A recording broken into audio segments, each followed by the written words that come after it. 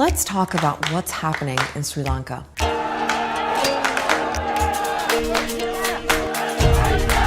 The country has run out of money and the economy is in free fall. There are shortages of food, fuel, and medicine. The currency has crashed and prices for everything are sky high. Then අපිට කියනවා ගෑප් කැමරට මදි එක වීදන් නෙවෙයි මදි. ඉතින් එක වෙලක් තමයි ඉතින් කණ්ඩ වෙලා තියෙන්නේ. And a lot of Sri Lankans blame the government and President Gotabaya Rajapaksa. There have been weeks of protests across the country. The Prime Minister, Mahinda Rajapaksa, who's the president's brother, has quit, and things have gotten pretty violent.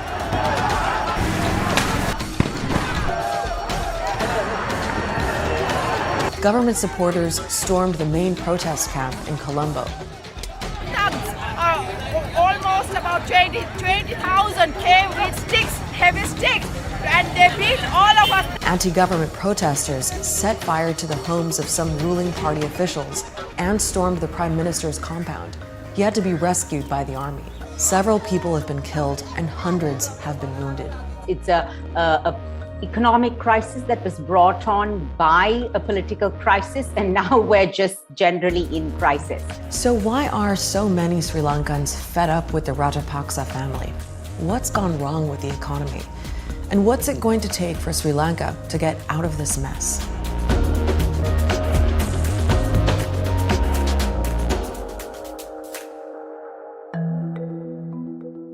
Let's start with the Rajapaksas. They're a family dynasty who've dominated Sri Lankan politics for nearly 20 years. They've been accused of nepotism, corruption, and being bad administrators. Mahinda Rajapaksa served 2 terms as president and gave dozens of family members government jobs. There was a new president in 2015 from an opposing party. And then 4 years later, Mahinda's younger brother, Gotabaya Rajapaksa, was elected president. He made Mahinda prime minister and handed out a bunch of other jobs to relatives. We had the son as sports minister, we had, the other brother, the nephew, you can just go on and on. The daughter-in-law's mother and cousins, etc., were all appointed to different positions, and it became a family business. So Sri Lanka, though it has followed the electoral democratic process, and everyone who is in parliament and the president has been elected, has also the features of a family-run state and sort of authoritarian structures. And when it comes to the economy, both Mahinda and Gotabaya Rajapaksa are accused of messing things up pretty badly. For a long time, the government has been spending more than it takes in, and Sri Lanka also imports more than it exports. That means it's been using up more foreign currency than it's earning. Now, a lot of countries do this, and they borrow money to make up the shortfalls. That's not necessarily a problem. It's actually pretty normal for any modern economy. But in Sri Lanka's case, the debts have become unmanageable. The government's basically run out of money. Think of it like having a huge credit card bill and getting to the point where you can't pay the minimum balance each month.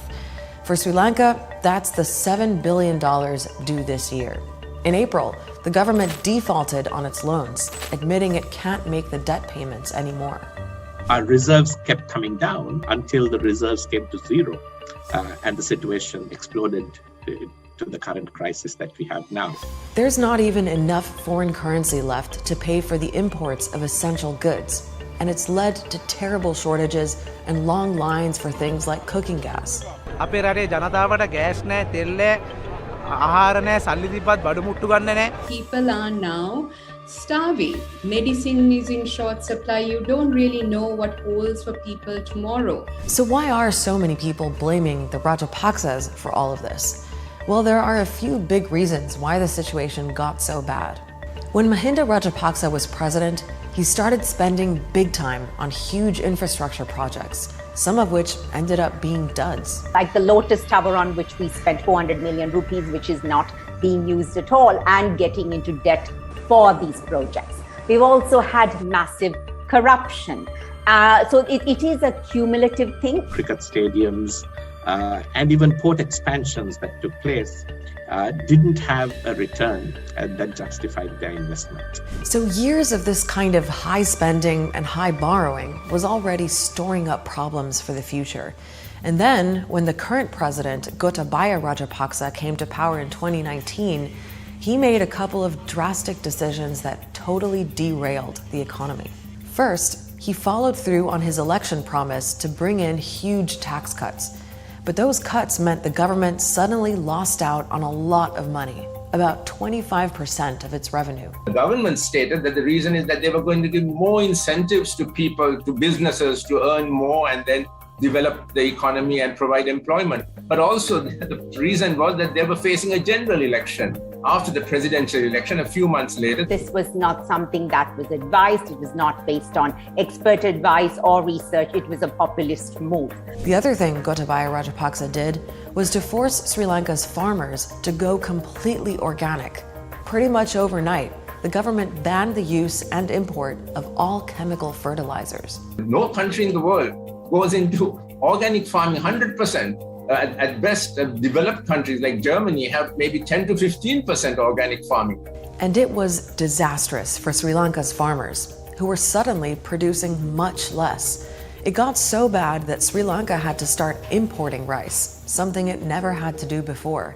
And food prices went way up. What it did was cause an escalation in prices in the local market for staple foods that people were accustomed to getting easily and cheaply.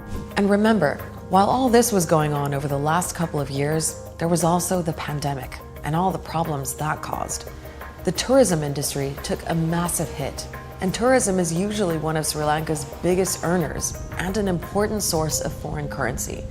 So basically, by the middle of last year, all of these problems were coming to a head, and it was already clear what kind of financial trouble the country was in. But the government didn't really face up to it. Analysts say the government is like an ostrich with its head in the sand. Not taking corrective action was the huge governance and policy mistake that was made, I think, which caused the crash to be so much more severe than it could have been. So what happens now? Well, on the economic front, Sri Lanka desperately needs cash. India has offered up more money to help with fuel imports. China has also put more loans on the table. But the main hope is to secure a big bailout from the IMF. Talks have started, but a deal is still months away, at best. These negotiations have a lot of technical hoops to jump over. Sri Lanka really does have to show that there is a legitimate, stable government that is able to deliver on the undertakings given to the IMF and the creditors. And that's a whole other challenge, because things really aren't looking too stable on the political front. President Rajapaksa has now appointed a new prime minister, Ranil Wickremesinghe. He's from an opposition party and has had the job 5 times before. The idea is that he'll head up a new unity government, i.e., one that brings together lots of different political parties to try to find a way out of the crisis. But so far, the main opposition parties are refusing to get on board. They want what the protesters want, for Gotabaya to go. Whatever happens, the longer it all drags out, the more painful it's going to get for the Sri Lankan people. Some of those big infrastructure projects that we talked about were actually backed by China, part of a mega project known as the Belt and Road Initiative. We've got an episode on that, which you can watch here.